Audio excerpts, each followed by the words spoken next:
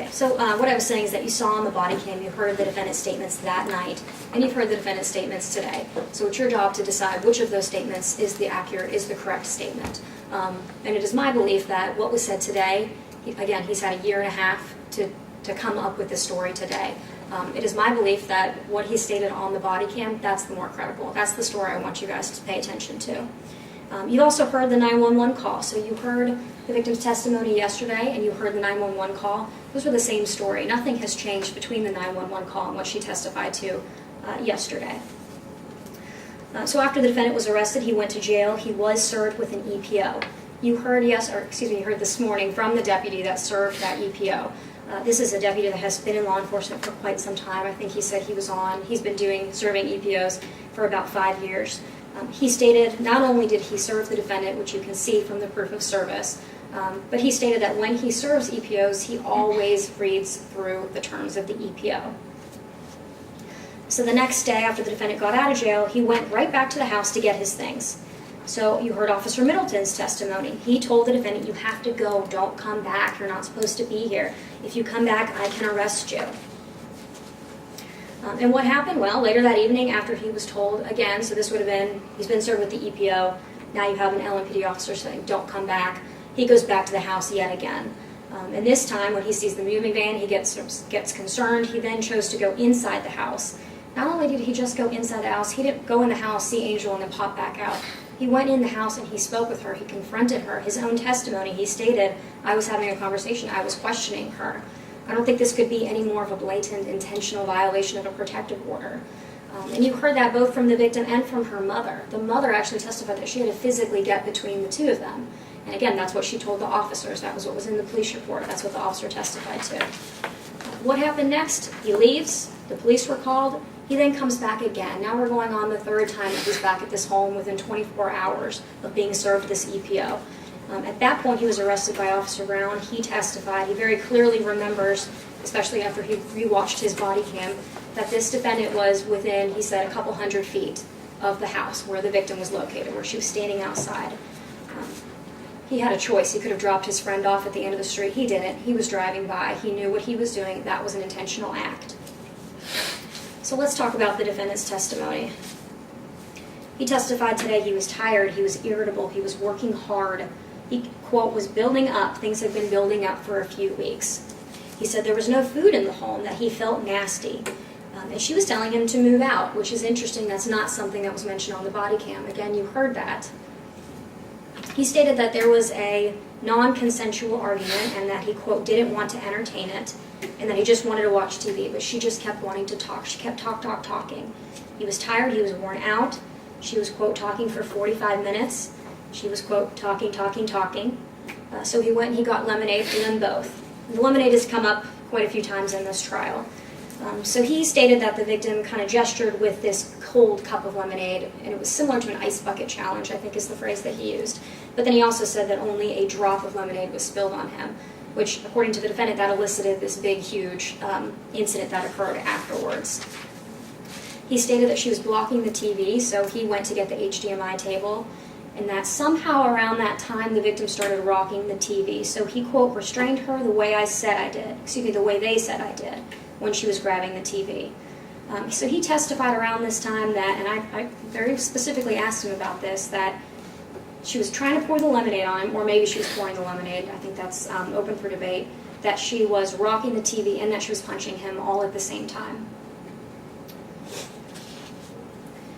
So at some point he stated that she was hitting him on the shoulder.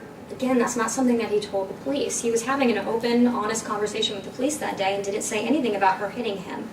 So he stated he restrained her and, quote, all I was thinking about was the baby. I was worried about the baby. But he also stated that when she fell to the floor and he was trying to grab her by the hips, which kind of confuses me, and again, he didn't tell the police about any of these grabs to her hips. She said, are you going to kick me? And the defendant on the stand said, quote, man, I should, and then refused to help her up. I just don't think that that is a man that is really concerned about his unborn child. That does not seem consistent to me. So she fled.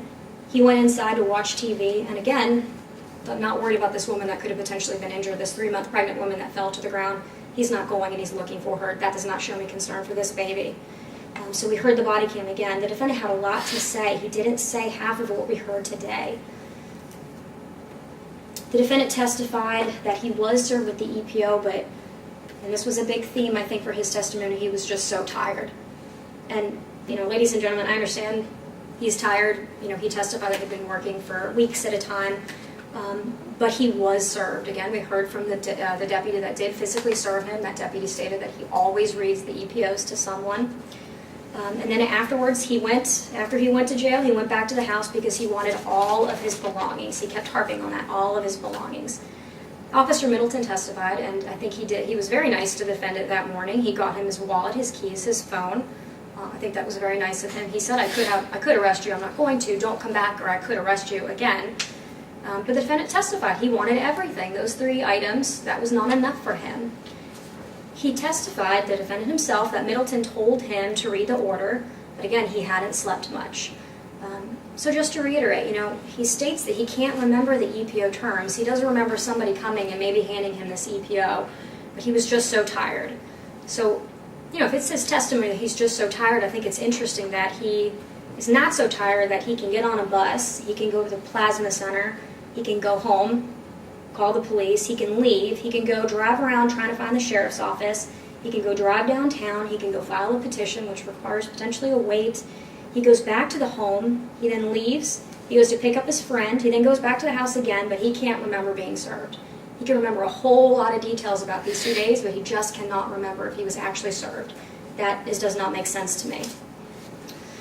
He stated that when he was downtown, when he went to file his EPO petition, that he saw the petition against him. In my opinion, I think he's acknowledging that he saw this petition. He, again, is on notice that there was something filed against him. Once he left downtown, he drove past his home again. That's when we saw the van. Just to reiterate, he looked in the van, he got out of his car, he looked in the van, didn't see any belongings, chose to go back inside the home. Then he, quote, experiences some kind of tunnel vision. I didn't know what the rules were, he kept stating. But again, we know better. We know that he knows what the rules were. By his own testimony, he knew what the rules were. He left, he got a friend. He chose to drive past his home for what now would be the 3rd time. He could have dropped her off at the end of the street. That would have been the nice thing to do. But he didn't. He drove past the home because he could not help himself that day. He had to see what was going on. And that's when he was arrested for the FIFO. And again, that's when Officer Brown did witness him within 500 feet of the home, within 500 feet of the victim, which is what matters in this case.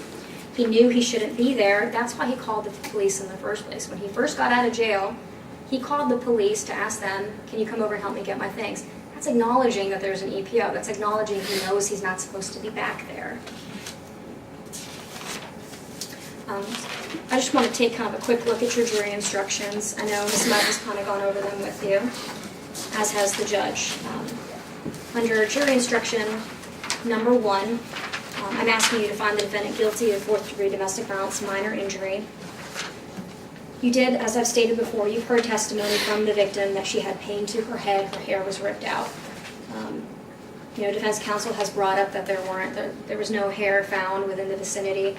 Just because we didn't actually physically find the hair doesn't mean that her testimony doesn't carry any weight. What she testified to, it's your job. Decide if she's credible or not. I think she was very credible. I think she testified that there was pain. That is enough to rise to the level of an assault in the 4th degree. There is an instruction about self-protection. I want you to kind of take a look at that. It's defense's opinion that everything that he did was justified. I don't think that testimony was there. He stated himself in his own testimony when defense counsel was asking, were you worried about yourself while this TV was kind of wobbling? And he stated, I didn't want her to get hurt. I was doing it strictly for the baby. I was, quote, worried about my sperm.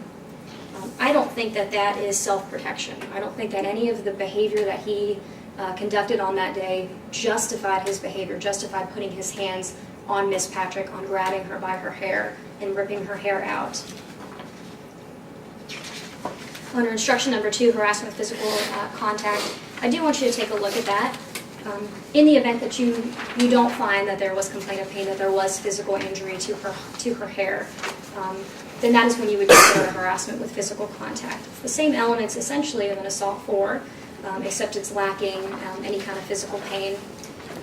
or injury. But again, you heard the testimony. I would ask that you find Angel credible in her testimony that she had physical injury. Under instruction number 3, this is in regards to the protective order. I think this one is quite honestly a no-brainer. You guys have spent, and I'm not going to keep reiterating the facts, but you spent a long, long time listening to a lot of testimony from both Ms. Patrick, police officers, Mr. Patrick's mother, and especially from the defendant himself. Even if you just took his testimony alone, there was enough for you to find him guilty of a violation of a protective order. He intentionally went back to that home several times after he was released from jail. He violated that protective order. In regards, and I think this may be the hardest part for you, sentencing or a fine. That is up to you all. We trust your judgment in this matter, and I think that you're going to find appropriate consequences for this defendant. Yesterday we discussed credibility and holding everyone accountable, and that's what I'm going to ask you to do today. This defendant does not care about the law. I said that during my opening, and I think it came across very, very clearly. He doesn't care about the law. He doesn't care about his now ex-girlfriend. He wanted what he wanted. He testified to that. He did not care about the consequences. He testified to that. You saw him today. This is not someone that can be controlled, and that was the whole issue that we had in both of these days in October of 2016. He wanted control. He will do what he wants to do, regardless of what a judge or court order said. He violated the EPO. He assaulted Ms. Patrick.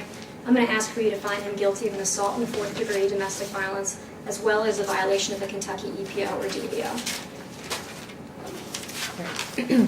Thank you, Ms. Borders.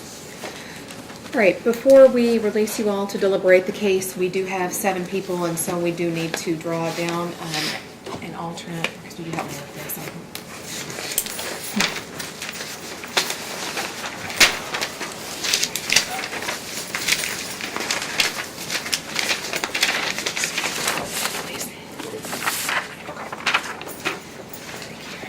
All right. So the juror who will not be deliberating will stay seated in your chair, and then we'll release everyone else. And that's juror in seat number 10 originally, so 2093736. Okay. All right, you'll just hang tight for us. And then everyone else will be released with the sheriff to go back and deliberate. He'll collect your phones to be held. If you need to make any phone call real quick right before you go into the deliberation room, you can do that. Otherwise, we'll hang on to your phones for you, and then they will keep you assembled so that no one else interferes with you while you're deliberating, and then just let them know whenever you have reached a decision. And let's see, how long are you going to be with them? Let me swear you. You swear that you will keep this jury assembled, let no one interfere with their deliberations, and let us know when they've reached a verdict. Yes, Your Honor. Okay.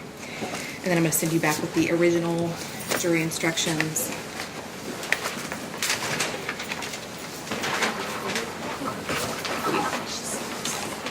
All rise.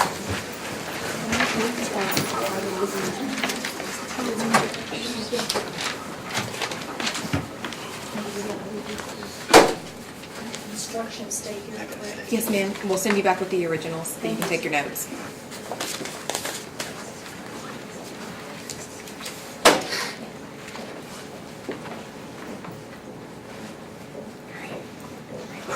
Come on up.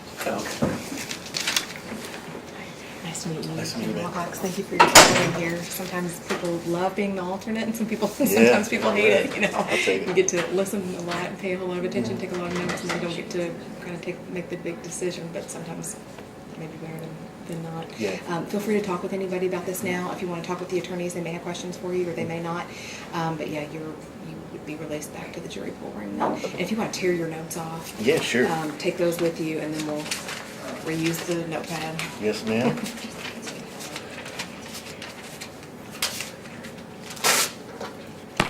Go.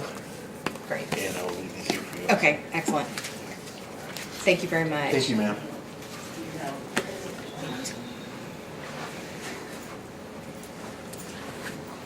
Appreciate your military service. Hey, no problem, buddy. You're very welcome. Yep, thank you. All right. Other than, I guess, the copy we need to make of that one form, is there anything else we need to send back? So I tell you what, why don't you all come on up and let's just make sure that we've got all these numbered in order.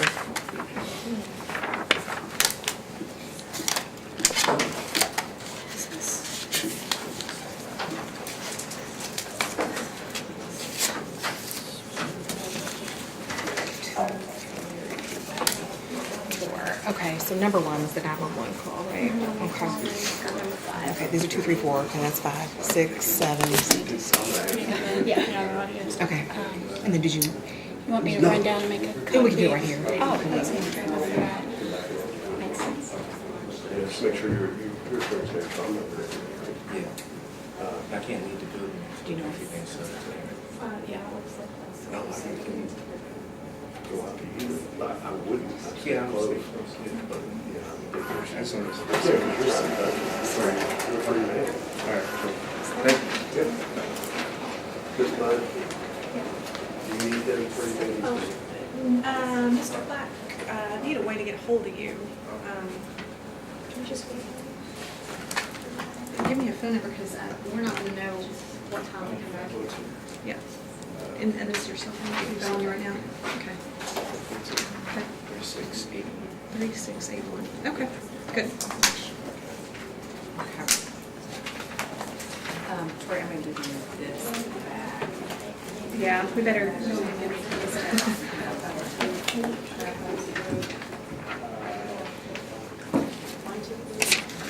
Actually, let me talk to you after. You're gonna keep the recording unlocked, right?